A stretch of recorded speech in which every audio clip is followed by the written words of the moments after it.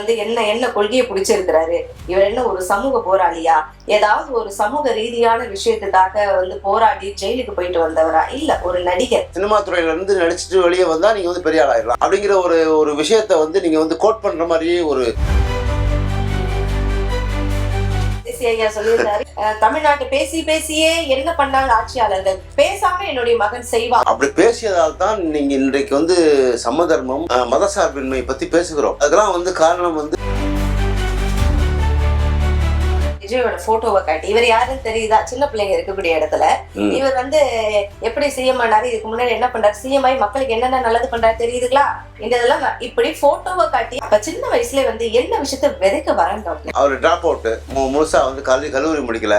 அப்போ இதெல்லாம் வந்து அவரை பற்றி தெரிஞ்சுக்கும் போது மக்கள் என்ன பண்றாங்க, மாணவர்கள் என்ன பண்ணுவாங்கன்னா இது இப்படிதான் இருக்கணும் போல, இதுதான் வந்து சரியான வழிமுறை, இப்படிதான் நான் வந்து என்னை தகவமைத்துக் கொள்ள வேண்டும், நான் இப்படிதான் என்னை வந்து உருமாற்றிக் கொள்ள வேண்டும்னு நினைப்பாங்க. அப்ப படிப்புங்கிறது முக்கியம் இல்லாம போயிடும். அப்ப வந்து டிராப் அவுட்ஸ் அதிகமாகும்.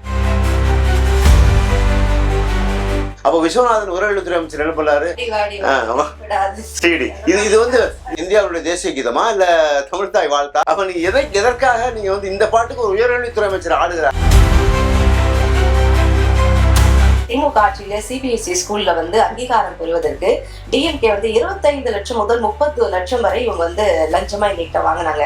ஆனா வந்து இன்னைக்கு எங்க தலைவருடைய விஜய் அவர்களுடைய ஆட்சியில பாத்தீங்கன்னா அப்படி ஒன்று கிடையவே கிடையாது. சிபிஎஸ்இ என்பது நம்ம ஸ்டேட் கிட்டே கிடையாது, முதல்ல நம்மளுடைய தமிழக அரசு கண்ட்ரோலே கிடையாது, மத்திய அரசு கண்ட்ரோல்ல இருக்கு. சோ இது கூட தெரியாம அவங்க பேசுறாங்க. அவங்க வந்து இபிஐ வந்து இணையத்துல கட்டலான்னு சொல்லும் போதே நமக்கு தெரிஞ்சுக்கணும். ஏன்னா அது ரொம்ப காலமா வந்து இபி வந்து இணையத்துல தான் கட்டிக்கிட்டு இருக்காங்க அப்படிங்கிற அந்த அடிப்படை நாலேஜ் சொல்லுவாங்க. தமிழ்ல சொன்னா கொஞ்சம் வேகமா தெரியுது, நாலேஜ்னா ஆங்கிலத்துலாம் தெரிய மாட்டேங்குது, அவங்களுக்கு பிரச்சனை இல்லை, அடிப்படை அறிவு கூட இல்லை அப்படின்னு சொல்லி பேசிட முடியாது. சிபிஎஸ்இ ஸ்கூல்ஸ் வந்து உள்ள கொண்டு வரதுக்கு அந்த பர்மிஷன் கொடுக்கறதுங்கிற அதெல்லாம் உங்களுடைய ஒப்புதல்ங்கிற தேவையில்லை, மத்திய அரசு நேரடியாகவே கொண்டு வந்து வச்சிரும், அது பிரச்சனை இல்லை. ஆனா அது வர்றதுனால ஏற்கனவே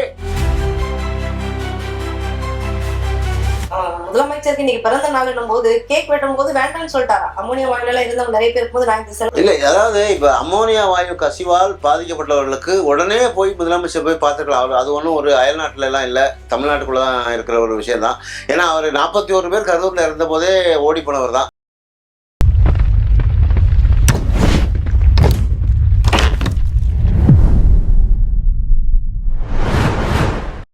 வணக்கம் நேயர்களே, இப்படிக்கு இவர்கள் யூடியூப் சேனலில் மீண்டும் உங்கள் அனைவரையும் சந்திக்கின்றோம். மிக மகிழ்ச்சி. தொடர்ந்து இன்று இருக்கக்கூடிய அரசியல் சூழ்நிலையை பற்றி என்னோடு பேசுவதற்காக இணைந்துள்ளார் மூத்த பத்திரிகையாளர் திரு ராஜபாரதி அவர்கள். வாங்க சார். வணக்கம் சார். வணக்கம். இன்னைக்கு பாத்தீங்கன்னா பசங்க மத்தியில டிவிக்கு என்ன சொல்ல வராங்க, முதலமைச்சர் விஜய் அவர்கள் என்ன சொல்ல வராரு, என்ன புரிய வைக்க வராருன்றது ஒண்ணுமே புரியல. இவர் வந்து என்ன கொள்கையை பிடிச்சிருக்கிறாரு, இவர் என்ன ஒரு சமூக போராளியா, ஏதாவது ஒரு சமூக ரீதியான விஷயத்துக்காக வந்து போராடி ஜெயிலுக்கு போயிட்டு வந்தவரா, இல்ல ஒரு நடிகர். இவரோட நடிப்பையும் நடனத்தையும் பார்த்து மயங்கியவர் எத்தனை பேர் இன்னைக்கு இருக்கக்கூடிய சிறு பிள்ளைகள். இன்னைக்கு இந்த சிறு பிள்ளைகளை வச்சுட்டே மீதி இருக்கக்கூடிய ஆட்சி எல்லாம் முடிச்சிடலாம், இந்த ரீல்ஸ் வச்சுட்டே மீதி இருக்கக்கூடிய நாட்கள் நம்ம கழிச்சலாம் அப்படின்னு சொல்ல வராரா? முதலமைச்சர் விஜய் வந்து சொல்ல வருகிறார், என்ன சொல்ல வருகிறார் சொல்றதே தவறு. ஏன்னா அவர் என்ன செய்ய வருகிறார்னு கேட்கறேன். ஏன்னா சொல்றதே இல்லை, எதுவும் பேசுறதே கிடையாது. சட்டப்பேரவையில் பேசுறதும் இல்லை, வெளியும் ஸ்கிரிப்ட் இருந்தா தான் பேசுறாரு. அதனால வந்து அவர் எஸ்சி கூட அதான் பேச, அவங்க அப்பா கூட, ஏன்னா என் பையன் பேச மாட்டாரு ஆனா செய்வாரு அப்படின்னு. என்ன செய்வாருங்கிறது அவருக்கு தான் தெரியும், அது வேற விஷயம், அது வீட்டுக்குள்ள இருக்க விவகாரம். சொல்லியிருந்தாரு, தமிழ்நாட்டு பேசியே என்ன பண்ணாங்க ஆட்சியாளர்கள், பேசாம என்னுடைய மகன் செய்வார். அதான் பேசாம என்ன பண்ணாருங்கிறதா இப்ப பாத்துக்கிட்டு இருக்கோம். அதான் வந்து கேலி கூத்தான ஒரு விஷயமா இருக்கு. ஏன்னா குழந்தைகளை வந்து வெயில்ல விஜய் போலவே வந்து அந்த செட்டப் செய்து உட்கார வைக்கிறது, அதுல மயங்கி விழுகிறாங்க.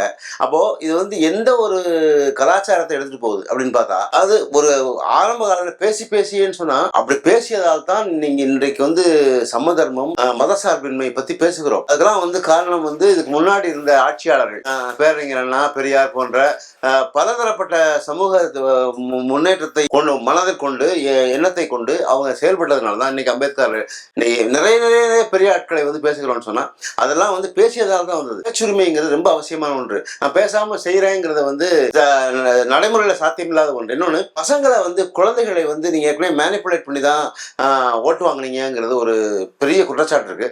அதை தாண்டி திரும்பவும் அதே தப்பை செய்யறீங்க. அதே தப்பை செய்யறது மட்டும் இல்லாம அந்த குழந்தைகளை வந்து இப்ப இதுதான் சரியான வழி அப்படிங்கிறத காமிக்கிறீங்களா அப்போ இதன் வழியாக தான் வந்து இப்போ சினிமா துறையில இருந்து நடிச்சுட்டு வெளியே வந்தா நீங்க வந்து பெரிய ஆளாயிடலாம் அப்படிங்கிற ஒரு ஒரு விஷயத்த வந்து நீங்க வந்து கோட் பண்ற மாதிரியே ஒரு ஒரு காமிக்கிற மாதிரியே இருக்கு. விஜயோட போட்டோவை காட்டி இவர் யாருன்னு தெரியுதா? சின்ன பிள்ளைங்க இருக்கக்கூடிய இடத்துல இவர் வந்து எப்படி சிஎம் ஆனாரு, இதுக்கு முன்னாடி என்ன பண்றாரு, சிஎம் ஆகி மக்களுக்கு என்னென்ன நல்லது பண்றாரு தெரியுதுங்களா? இந்த இதெல்லாம் இப்படி போட்டோவை காட்டி அப்ப சின்ன வயசுல வந்து என்ன விஷயத்த விதைக்க வராங்க. அவர் டிராப் அவுட் முழுசா வந்து கல்லூரி முடிக்கல. அப்போ இதெல்லாம் வந்து அவரை பற்றி தெரிஞ்சுக்கும் போது மக்கள் என்ன பண்றாங்க, மாணவர்கள் என்ன பண்ணுவாங்கன்னா தொடர்ந்து வந்து இது மாதிரியான விஷயங்களை வந்து கேட்டு இதுதான் வந்து சரியான வழி போல அப்படின்னு நினைக்கிறாங்க. ஏன்னா அண்மையில அமைச்சர் ஜெகதீஸ்வரி என்ன பண்றாங்க, ஒரு ஸ்கூல்ல போயிட்டு ரீல்ஸ் பண்றாங்க. தன்னுடைய மொபைல்லே வந்து எல்லாம் எடுக்கிறாங்க. அவருக்கு முன்னாடி ஒருத்தர் நிக்கிறாரு, அவரு கவனிச்சுக்கிட்டே இருக்காரு, என்ன பாக்குறாருன்னு தெரியல. பட் ஆனா குழந்தைகளுக்கு வந்து ரீல்ஸ் பண்றதுதான் ஒரு மோகமா இருக்கு. அமைச்சர் கீர்த்தனா அயல்நாட்டுல போய் தலையத்திலே ஆட்டி வந்து ஒரு பேசிட்டு வந்ததுக்குள்ள இங்க 9 விமான நிலையத்துக்கு ஆந்திராவில் போயிடுச்சு. ஆக நீங்க வந்து எதை கொண்டு வர சொல்றீங்க? உயர்கல்வித்துறை அமைச்சர் சரி காங்கிரஸ் பாரம்பரியமிக்க கட்சி அப்படின்னு ஒரு மாதிரி ஒரு அது மேல ஒரு மரியாதை இருந்தது போது, அப்ப விஸ்வநாதன் உயர்கல்வித்துறை அமைச்சர் என்ன பண்ணாரு, இது வந்து இந்தியாவுடைய தேசிய கீதமா இல்ல தமிழ்தாய் வாழ்த்தா? அப்ப நீங்க எதற்காக நீங்க வந்து இந்த பாட்டுக்கு ஒரு உயர்கல்வித்துறை அமைச்சர் ஆடுகிறார்? அது கேட்ட சொல்றாரு, இதுக்கு முன்னாடி ஆடலையா? முன்னாடி ஆடினாங்கிறது பேச்சு கிடையாது. இது அவர் எதை சொல்ல வருவார், பொன்முடி ஒரு இடத்துல ஒரு பழைய இடத்துல வந்து ஒரு இது மாதிரி சம்பவம் இருக்கு. ஆனா அவர் ஆடல. பட் ஆனா அந்த ஆடியதற்கான ஒரு சின்ன ஒரு மொமெண்ட் இருக்கு. அந்த மூமெண்ட்டை வந்து அவர் வந்து கோட் பண்றார். அதாவது இதுக்கு முன்னாடி எல்லாம் யாருமே செய்யலையா? அப்ப இதுக்கு முன்னாடி செஞ்சு நீ செய்யக்கூடாதுங்கிறதுக்காக நீங்க ஆட்சிக்கு வந்திருக்கீங்க. அப்போ அவன் செஞ்சா நானும் செஞ்சேன், அவங்க செஞ்சா நானும் செய்வேனா? அப்போ நீங்க வந்து உயர்கல்வித்துறை அமைச்சராக இருக்கக்கூடிய அந்த பொறுப்பு வாய்ந்தவராக இருந்துட்டு நீங்க ஆடுற ஆட்டத்துக்கு நீங்க போடுற பாட்டுக்கு அந்த மாணவர்கள் என்ன யோசிப்பாங்க? இது இப்படிதான் இருக்கணும் போல, இதுதான் வந்து சரியான வழிமுறை, இப்படிதான் நான் வந்து என்னை தகவமைத்துக் கொள்ள வேண்டும், நான் இப்படிதான் என்னை வந்து உருமாற்றிக் கொள்ள வேண்டும்னு நினைப்பாங்க. அப்ப படிப்புங்கிறது முக்கியம் இல்லாம போயிடும். அப்ப வந்து டிராப் அவுட்ஸ் அதிகமாகும். மத்திய அரசு வந்து கல்வி வரிசையில பிஎம் வாரி அந்த பிஎம் ஸ்ரீ திட்டத்துல மும்மொழி கொள்கையை கொண்டு வர்றாங்க. அப்ப கொண்டு வரும்போதே இவங்க வந்து நிறைய டிராப் அவுட்ஸ் வரும்ன்றாங்க. ஏன்னா 3ஆம் கிளாஸுக்கு ஒரு எக்ஸாமு, 5ஆம் கிளாஸுக்கு ஒரு எக்ஸாமு, 8ஆம் கிளாஸுக்கு ஒரு எக்ஸாமு. அப்போ இதுல வந்து ஃபெயில் ஆனவன் அந்த சின்ன வயசுல 3ஆம் கிளாஸ்ல ஒரு எக்ஸாம் வச்சுங்க, ஃபெயில் ஆனா எங்க போவான்? அது திரும்பி வருவான்லாம். அவன் கூட படிச்சவன் 4ஆம் கிளாஸ் போயிடுவான். அப்ப இவன் வந்து அவனுக்கு ஃபீல் ஆவான், நான் என் கூட படிச்சவன் 4ஆம் கிளாஸ்ல இருக்கான், 3ஆம் கிளாஸுக்கு வரணும், திரும்பி எழுதி பாஸ் பண்ணா தான் முடியும். அப்போ இதுக்கு ஒரு டுட்டோரியல் கிடைச்சி வைப்பீங்களா வெளியே 3ஆம் கிளாஸ் பாஸ் பண்றதுக்கு? 5ஆம் கிளாஸ் பாஸ் பண்றதுக்கு ஒரு வெளியே இருந்து ஒரு தனியார் பயிற்சி பண்ணி வைப்பீங்களா? நிறைய இடத்துல டிராப் அவுட்ஸ் ஆகிறதுனால இடைநிற்றல்னு சொல்லுவாங்க அதை தமிழ்ல. அந்த இடைநிற்றல் அதிகமாக நாட்டுல படிப்பவர்களுடைய எண்ணிக்கை குறைஞ்சு போயிட்டா நீங்க வந்து உங்களுக்கு வர்ணாசிரம கொள்கை அதான். அதாவது அவன் கொலை சொல்லில அவன் பண்ணணும். திரும்பவும் அதை நீ கொண்டு வரதுக்கு முயற்சி பண்றாங்க. ராஜாஜி பீரியட்லயே வந்து அந்த காலகட்டத்திலே இந்த பிரச்சனை வரும்போது வண்ணாராக இருக்கணும், சவரம் செய்வராக இருக்கணும் அப்படிங்கிற மாதிரியான ஒரு திட்டத்தை தான் மாற்றி அமைத்ததுதான் இந்த அண்ணாவளி வந்த திராவிட கட்சிகளுடைய வேலை. 2 பேருமே எம்ஜிஆரையும் ஜெயலலிதாவையும் கலைஞரையும் அண்ணாவையும் யாரையுமே குறை சொல்ல முடியாது, அண்மையில் இருந்த ஸ்டாலின் வரைக்கும். அதனாலதான் நான் முதல்வர் திட்டம் எல்லாம் கொண்டு வந்தாரு, நிறைய திட்டங்களை கொண்டு வந்தாங்க. அப்போ நிறைய பேர் ஈக்குவல் சிஸ்டத்தை எடுத்துட்டு வந்தது அவங்க தான். சமத்துவமான ஒரு விஷயத்தை எடுத்துட்டு வரும்போது தான் அப்போ இதனால் படித்து வெளியே போனவர்கள், பட்டியலினத்தில் இறந்தவர்கள், பட்டியலினத்தில் இருப்பவர்கள் அப்படிங்கிறவங்க எல்லாருமே இன்னைக்கு மாறி போயிருக்காங்க. அவங்க வேற ஒரு தளத்துல இருக்காங்க, உயர் அதிகாரிகளாக இருக்காங்க. ஆனா அதை விடுத்து திருமாவளவன் போன்றவர்கள் வந்து இன்னமும் அந்த சாதியத்தை பிடித்து கொண்டு அதன் வழியாக தான் சார்ந்த சமூகத்தை கட்டமைப்பதற்காகவே, நான் அவருடைய தலைவர்னு சொல்வதற்காகவே இன்னைக்கு அன்புமணி ராமதாஸ் போன்றவர்கள் அப்போ இது மாதிரியான 10% இடஒதுக்கீடு கொடுத்தாங்க. அப்போ இதை மறுபடியும் வலியுறுத்தி கொண்டே இருக்காங்க. இப்ப கூட அன்புமணி பேசுறாரு, ஒரு முதலமைச்சர் விஜயை பார்த்து நன்றி தெரிவிக்கிறார். எப்படின்னா சாதிவாரி கணக்கெடுப்புக்கு நீங்க சம்மதிக்கிறீங்க, அதுக்கு நான் சரின்னு சொல்றேன். அப்போ இது வந்து எவ்வளவு பெரிய முன்னெடுப்பு தெரியுமா? இப்ப சாதிவாரி கணக்கெடுப்புங்கிறது அவசியம் இல்லைன்னு ஒரு விஷயம் இருக்கு. சாதிவாரி கணக்கெடுப்பு வந்துட்டீங்கன்னா சாதியம் சார்ந்த நிறைய பேரை உள்ள எடுத்துட்டு வரணும்னு நினைப்போம். இன்னொன்னு அவர்கள் வெளியே எங்கேயும் போக கூடாதுன்னு நினைப்போம். அப்போ அவர்கள் இப்ப கலப்பு மனம் இருக்காது, ஒரு காதல் திருமணங்கள் இருக்காது. இப்போ காதல் திருமணங்கள் மூலமாக சாதியம் ஒழிக்கப்படுகிறதுன்னு பேசப்பட்ட ஒரு காலத்துல அங்கிருந்து மாறி வந்த ஒரு சூழல்ல இன்னைக்கு வந்து சாதியை பிடித்து கொண்டு என் சாதிக்கு இவ்வளவு இத்தனை கொடுங்க, இத்தனை சீட் கொடுங்க, இந்த தொகுதியில என்னுடைய சாதி அதிகமா இருக்காங்க, இந்த சாதி பிரிவினர் அதிகமாக இருக்காங்க, அப்படி அதை கணக்கிட்டு அப்படி வாழ்தல் வந்து மறுபடியும் பழைய சமூகத்துக்கு எடுத்து சொல்லுகிறோமா, இட்டுன்னு போறோமா, அவரை புஷி ஆனந்த பாஷையில இட்டுன்னு போய் கூட்டுன்னு வரோமா அப்படிங்கிற மாதிரி பழைய பாஷையில பேசுறது நியாயம் இல்லை. ஏன்னா அந்த காலத்துல ஒரு வர்ணாசிரமம் இருந்தது, ஒரு சாதிய வாரியான ஒடுக்குமுறை இருந்தது, அந்த பட்டியலினம் தாழ்த்தப்பட்ட இனம் ஒரு பேசப்பட்டுச்சு, ஒவ்வொரு சாதி பிரிவினராக பிரிக்கப்பட்டிருந்தாங்க. அதை கொண்டு வரக்கூடாதுங்கிறதுக்காக தான் இந்த வர்ணாசிரம பரிவர்த்தனையை வந்து ஒழிச்சு முடிக்கணுங்கிறதுக்காக தான் இந்த கல்வித்துறை வந்து இந்த அளவுக்கு பெரிய முன்னெடுப்பை எடுத்திருக்கோம். மறுபடியும் நீங்க சாதிவாரி கணக்கெடுப்பு எடுத்துருவாங்க, அதன் மூலமாக எங்களுக்கு இத்தனை சதவீத இடஒதுக்கீடு கொடுங்க அப்படிங்கிறத வந்து வரவேற்கிறது வந்து அதை வந்து முதலமைச்சர் விஜய் வந்து எடுத்து சொல்றாரு. அதுக்கு நாங்கள் தயாரா இருக்கோங்கிறார். இதுக்கு வந்து அன்புமணி போன்றவர்கள் சப்போர்ட் பண்றாங்க. ஏன்னா அவங்களுக்கு வந்து இங்க இருந்து ஒரு 4 டிக்கெட் கலந்துச்சுன்னா இவர் 4 டிக்கெட் உள்ள சேர்த்துக்கலாம். யாரெல்லாம் பிரச்சனை பண்றாங்களோ சிபிஎம் கூட இப்ப கூட எதிர்ப்பு தெரிவிச்சிருக்காங்க அவருடைய செயல்பாடுகளுக்கு.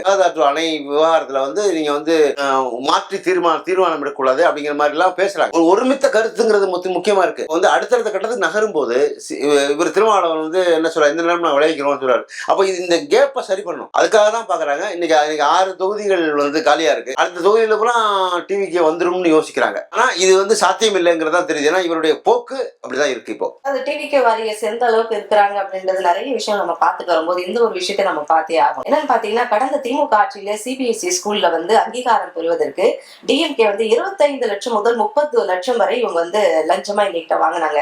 ஆனா வந்து இன்னைக்கு எங்க தலைவருடைய விஜய் அவர்களுடைய ஆட்சியில பாத்தீங்கன்னா அப்படி ஒன்று கிடையவே கிடையாது. நாங்க வந்து ரொம்ப கம்ஃபர்டபுளா ஃப்ரீயா வந்து அங்கீகாரத்தை வாங்கியிருக்கோம் அப்படின்ட்டு.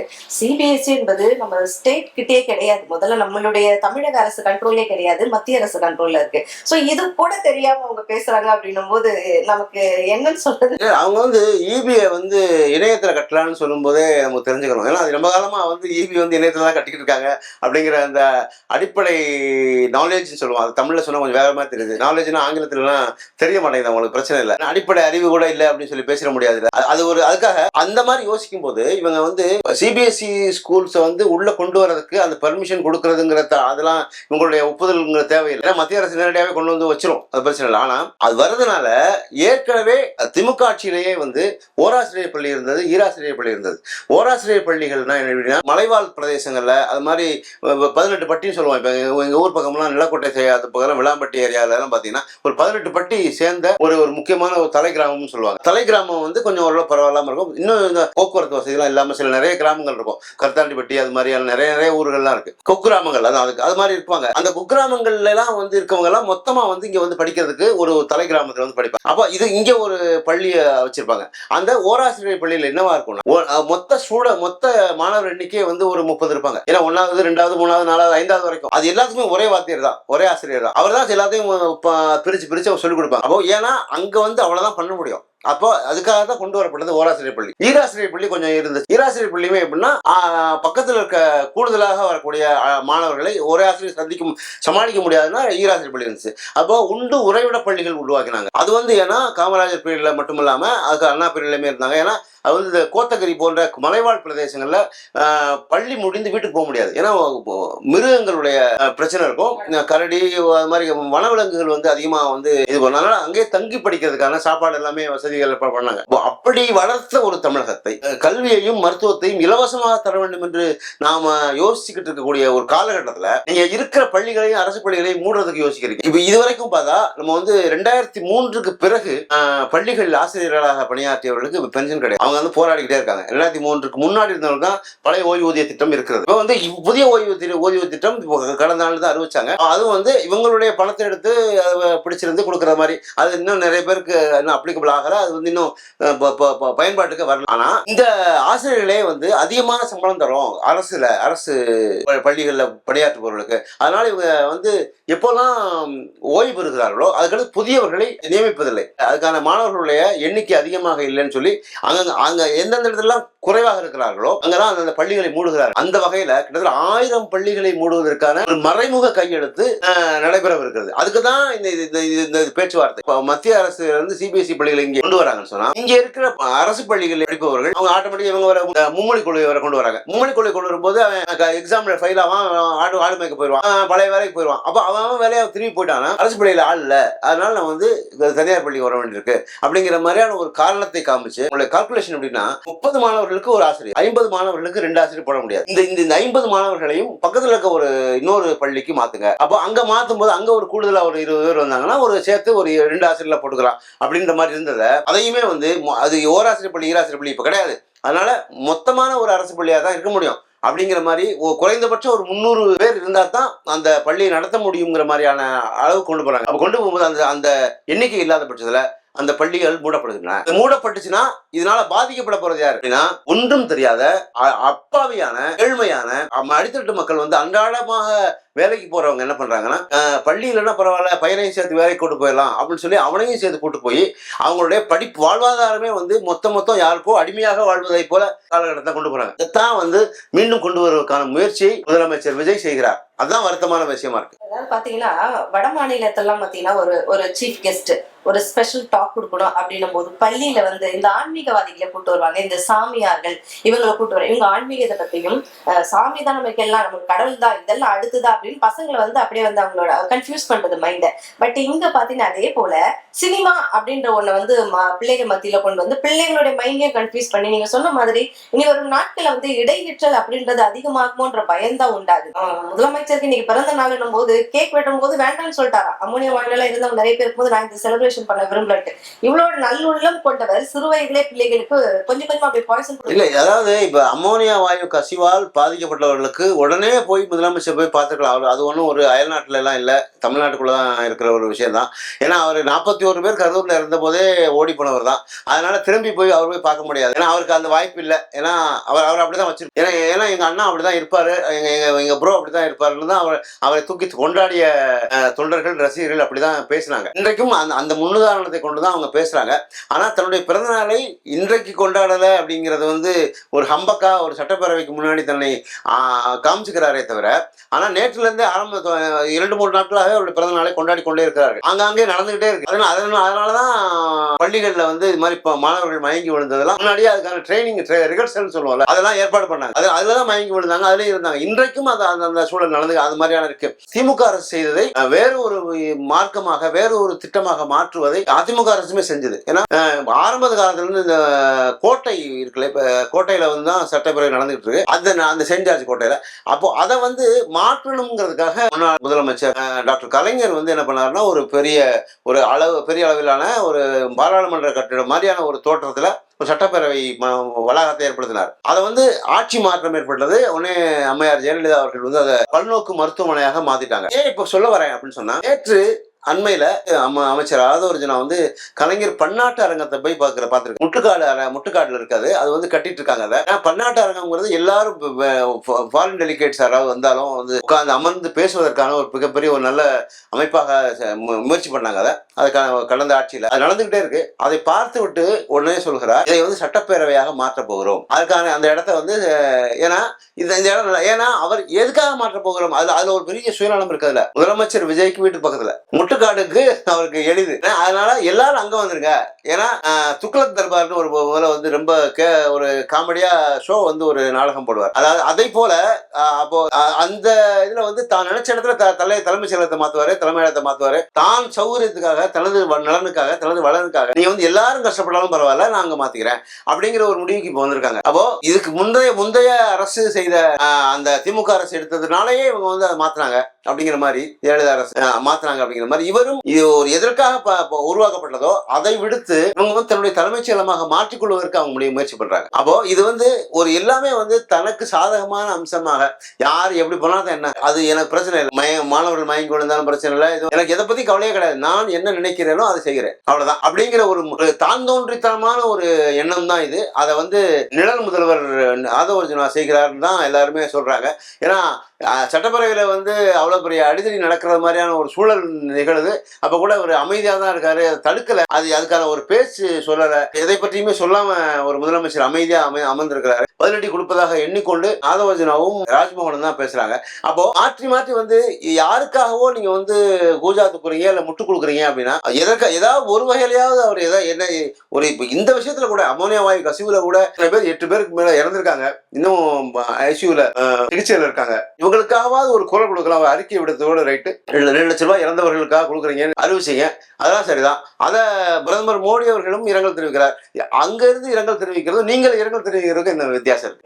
நீங்க ஒரு இப்ப 41 பேர் இறந்த போது அப்போ நீங்க கேள்வி கேட்டீங்க, செந்தில் பாலாஜி எப்படி பக்கத்துல இருந்து உடனே ஓடி வந்தாரு, அப்போ இங்க இருந்து எப்படி முதலமைச்சர் அங்க போயிட்டாரு, இப்போ கேள்வியாக கேட்க முடிஞ்சதே தவிர நீங்க அதற்கான நடவடிக்கை எடுக்கல, உங்க கட்சி சார்ந்தவர்கள் எடுக்கல. இன்னொன்னு டிவிகே சார்ந்த தனி மனித ஒழுக்கம் கட்டுப்பாடுன்னு சொல்லக்கூடிய அவர்களே அவர்களே வந்து எல்லை மீறுகிறார்கள் நிறைய இடத்துல. அதுக்கான ஒரு தடுப்பு வைக்கிறதுக்கான தடுப்பு நடவடிக்கையாக எந்த ஒரு அறிக்கையோ இல்ல ஒரு பேச்சு, ஒரு ஒழுக்கமா இருங்க, கட்டுப்பாடா இருங்க அப்படிங்கிறதுக்கான அவங்க கட்சி நிர்வாகிகளை வந்து கட்டுப்படுத்துவதற்கான ஒரு அடுத்த ஸ்டெப் எடுக்கல. அப்போ இது எல்லாம் வந்து இன்னும் 6 மாசம் கொடுங்க, இன்னும் 1 மாசத்துல சரியாயிரும், 1 மாசத்துல ஆயிருக்கு, இந்த மாதிரி சால்ஜாப் கேட்கறது, சால்ஜாப் சொல்றது, அது அதாவது கொஞ்சம் எனக்கு டைம் கொடுங்கன்னு இறைஞ்சுவது அதாவது நியாயமான ஒன்றான்னு தெரியல. ஏன்னா எவ்வளவு காலத்தை தான் கேட்டுட்டே இருப்பீங்க, அதுக்கான அடுத்த கால நடவடிக்கையை நோக்கி நகருங்க, அதான் நல்லது. வழக்கம் போல உங்க பாணியில வந்து ஆளும் கட்சியின் தற்போதைய நிலை, அவங்க என்னென்ன பண்ணிட்டு இருக்கிறாங்க, இதெல்லாம் பண்ணா நல்லா இருக்கும் அப்படின்றதையும் நீங்க ரொம்ப வெளிச்சமா சொல்லியிருக்கீங்க. நிகழ்ச்சியில் கலந்ததுக்கு நன்றி. வணக்கம்.